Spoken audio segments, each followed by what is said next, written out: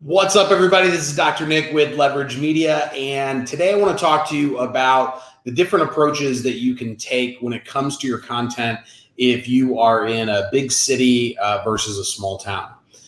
So I did a strategy session today with a guy who was in a city of, a bigger city, probably million and a half people. And, when you type in in cities like that, when you type in chiropractor, city, state, it's, just a hyper competitive keyword that you're trying to rank for.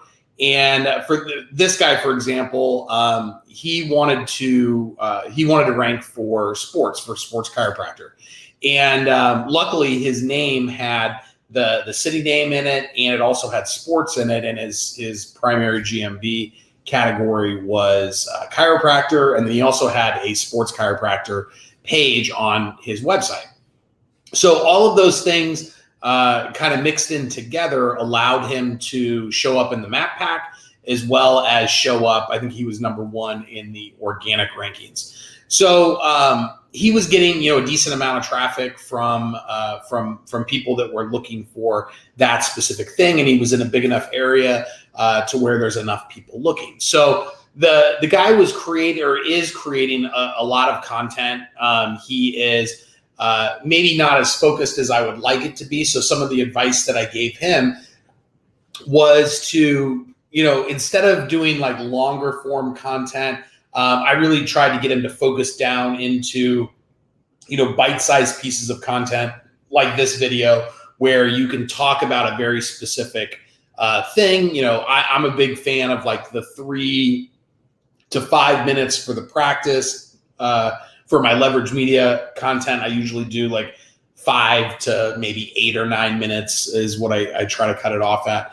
But I'm too much of a talker when it comes to this type of stuff. So you want to try to keep it tight, like 3 exercises for this or 3 things to do for that or whatever it might be. So he was doing longer form stuff where he was like recording like an hour-long presentation and putting that up on YouTube.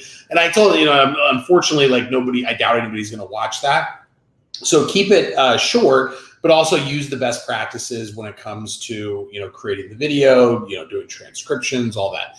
But what I told him is if you want to be known, because his whole thing was that he wanted to be sought out versus having to go to them or have to he didn't want to make an offer in terms of like a discount for his new patient or any of that. So I was like, all right, well, it's a longer term strategy, but you need to, every time you do a video, instead of doing, 3 exercises for low back pain or to eliminate low back pain, you would do, like 3 ways to avoid injuring your back playing sand volleyball, right? Because he's on like a beach city. So that would be an example of you're working sports into the title. Preferably you would go out to like a beach volleyball court and do the video out there.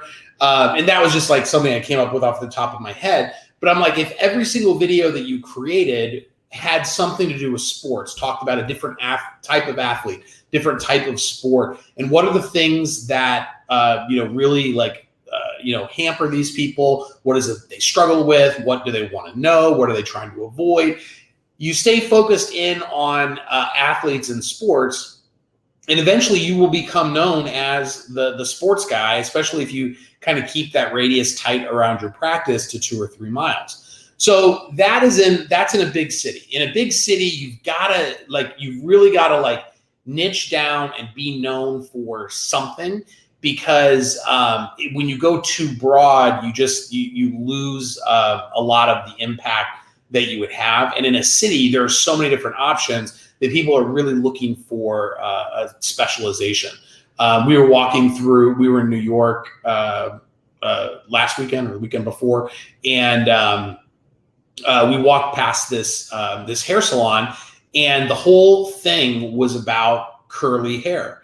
Like their whole salon revolved around women with curly hair, and the different conditioners and straightening techniques and whatever it is that people with curly hair care about. they were trying to cater to that. And it was in, Soho in New York City. So there were plenty of people that had plenty of money, and I'm sure plenty of people that have curly hair that are looking for an expert in curly hair. Now that's what you have to kind of focus on when you're dealing, or when you're in a big city, is you want to be known for something. When you contrast that with how you want to create content for a small town, or like just like a norm, like 50, 75,000, 100,000 maybe is kind of like the max that I would, you could go a little bit higher, but basically like a smaller city or smaller town, you want to basically be known for the things that you help with. Now, just because there's less people, there aren't going to be as many beach volleyball players, or there's not going to be as many cyclists. There's not going to be as many, pregnant moms in a small town as there are in a big city. So when you're talking about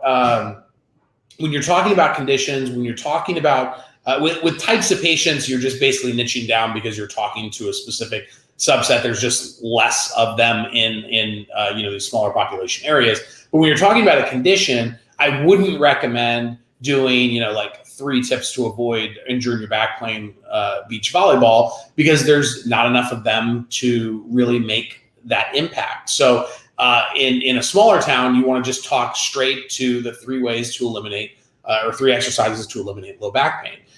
You just have to go a little bit more broad, more like a much higher percentage of the people that live there are going to see the content. So, whether they injured their back at work, or, picking up the kid at home, or, however they did it, you might resonate with that person and end up getting them to call the office. With a small town, you're really trying to, influence somebody to take action.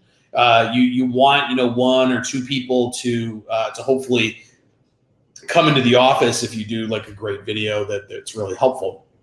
In a bigger city, you want that as well, but there's more of an opportunity, I think, in terms of branding yourself and building that awareness of, these are the kinds of people that I help. And I told the doctor that I was talking to, I'm like, this is a 1-year, 3-year, 5-year strategy. You just have to be consistent with it. And he was already like consistently making content, so he was already doing the hard part.